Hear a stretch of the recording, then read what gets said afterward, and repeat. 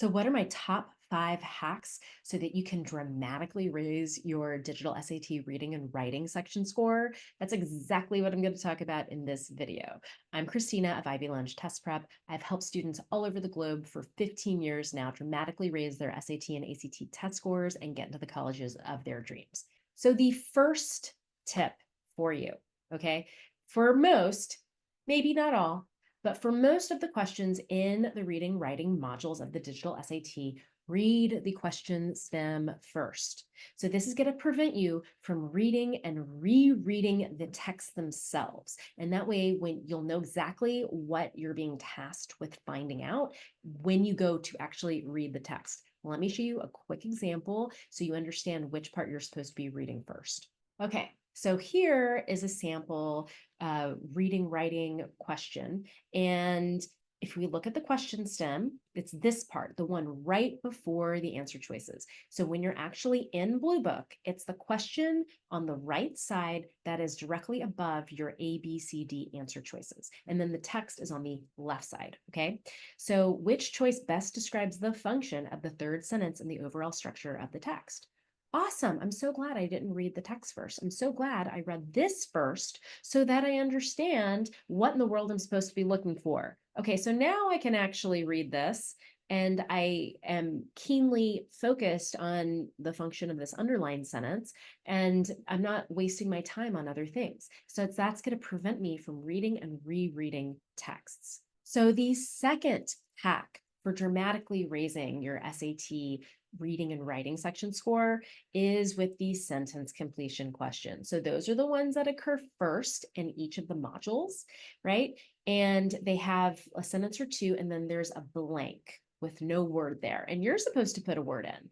And people are like, oh, it's all vocab. Well, is it? Not exactly. So here is the tip that you don't even look at the answer choices yet, because I don't want you to be influenced by them. Instead, I want you to use the logic of the sentence to jot down on your scratch paper a word, a phrase. It doesn't have to be complicated. In fact, the simpler, the better, but something that you think the blank needs to mean, okay? And once you actually write it down on your scratch paper, it does two things. One is you just wrote something down, right? So you're not going to be able to over analyze or doubt yourself away from an answer choice that is correct, or you're not going to be able to doubt yourself into being like, well, maybe that one works for an incorrect answer because it's objective.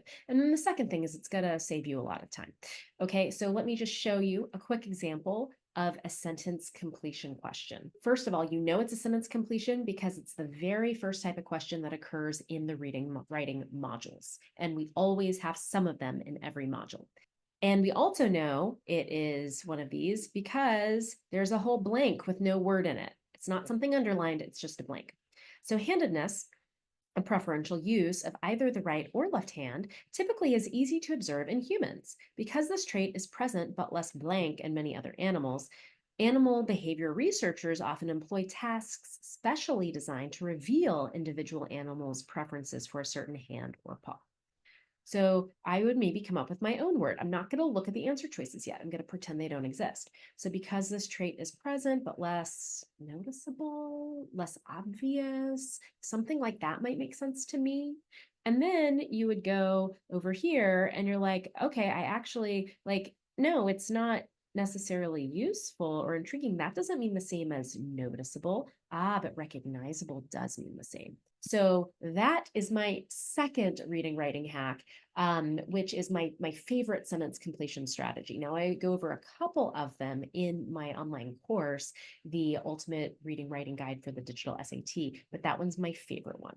So hi there. My name's Kristina of Ivy Lounge Test Prep. I've helped high schoolers all over the globe get into their dream colleges by helping them dramatically raise their SAT and ACT test scores. And I've done it for many, many years.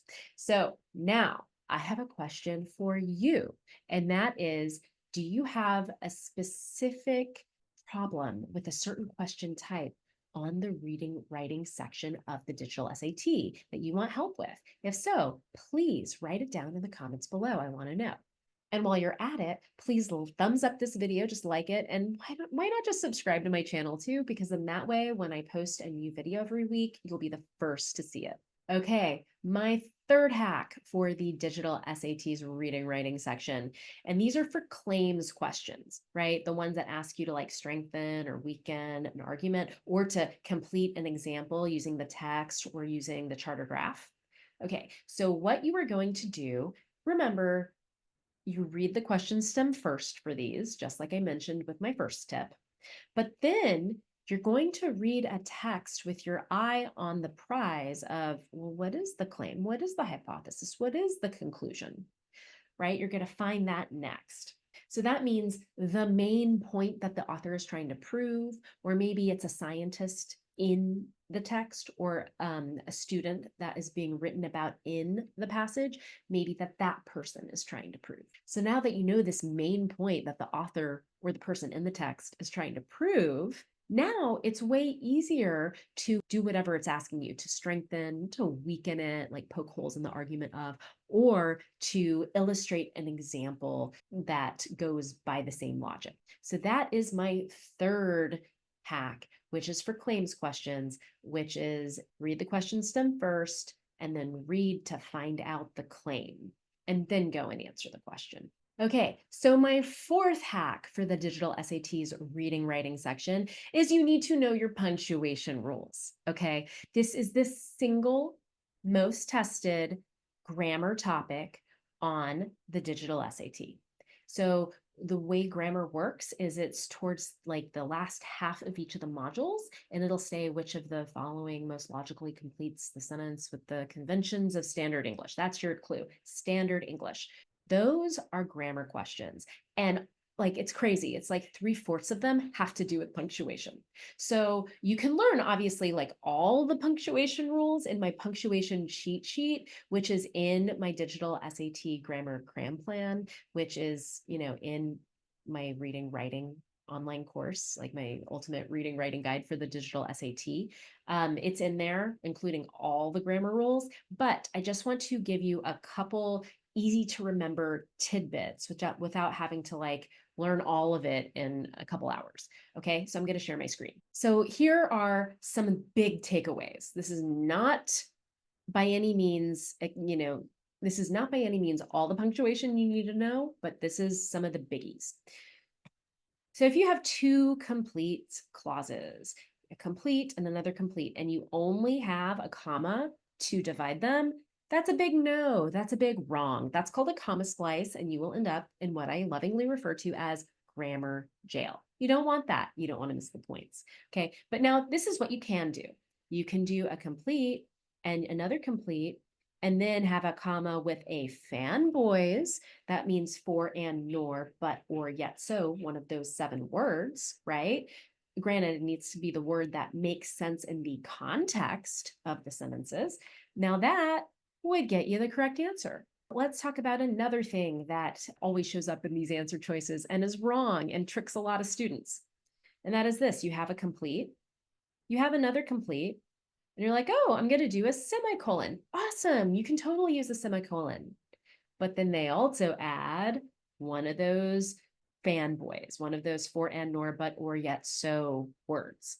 Well, now it's wrong because this fanboys just, in essence, demoted this complete sentence over here into a dependent.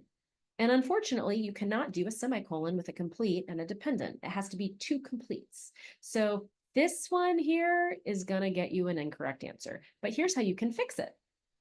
You could take out the fanboys, and now you have just a complete with another complete and a semicolon in the middle. That would be good.